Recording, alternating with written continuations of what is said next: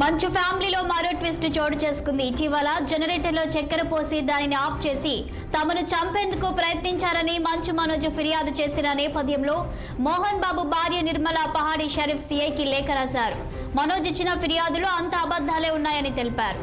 మనోజ్ ఆరోపణల్లో వాస్తవం లేదని నిర్మల స్పష్టం చేశారు. తన పుట్టినరోజు సందర్భంగా విష్ణు కేక్ కట్ చేసి వెళ్లిపోయాడని తెలిపింది. అంతకుమించి ఏమీ జరగలేదని పోలీసులకు రాసిన లేఖలో పేర్కొన్నారు మనోజ్ తల్లి నిర్మల. విష్ణు ఎలాంటి దౌర్జన్యానికి దిగలేదని నిర్మల తెలిపింది.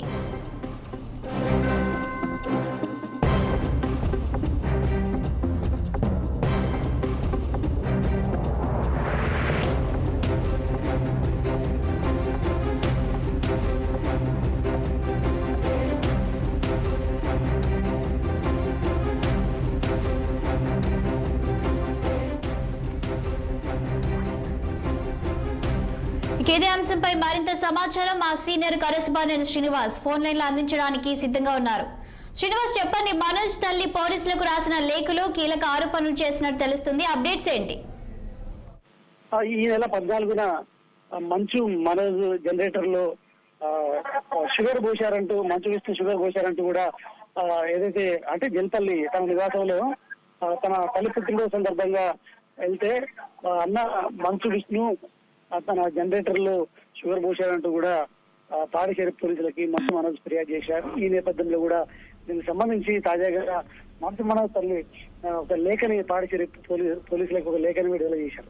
ఏదైతే ఆ రోజు తన పుట్టినరోజు సందర్భంగా మంచు విష్ణు వచ్చి కేక్ కట్ చేసి సెలబ్రేట్ చేశారు తప్ప ఎలాంటి మనోజ్ అంటున్నట్టు ఎలాంటి జనరేటర్ ఎలాంటి చక్కెర పోయలేదంటూ కూడా స్పష్టం చేశారు. ఈ నేపథ్యంలో కూడా మంచు మనోజ్ కావాలని కూడా ఆరోపణలు చేస్తున్నారు. దాంట్లో వాస్తవం లేదని కూడా చెప్పిన పరిస్థితి ఉంది.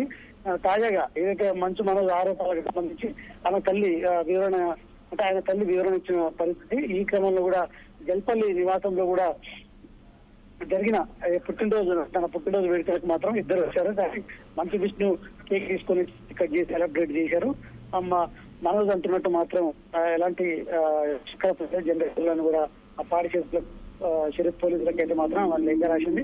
ఈ నేపథ్యంలో కూడా అక్కడ జల్పల్లిలోని మోహన్ నివాసంలో ఏం జరుగుతుందనేది కూడా ఒక క్లారిటీ అనేది లోపల ఏం జరుగుతుందనేది కూడా ఒక అంటే అనుమానాత్మకంగా కనిపిస్తున్న పరిస్థితి. ఎందుకంటే పోలీసులు గేట్ బయట ఏదైతే బందోబస్తు ఏర్పాటు చేస్తున్నారు కానీ లోపల ఏం మధ్యలో ఏం జరుగుతుంది, ఈ గొడవలకు కారణం ఏంటి, జరగడానికి కారణం ఏంటి, ఇటు మనోజ్ కూడా అదే ఇంట్లో ఉంటున్నాడు, అదేవిధంగా విష్ణు కూడా ఉంటున్న పరిస్థితి.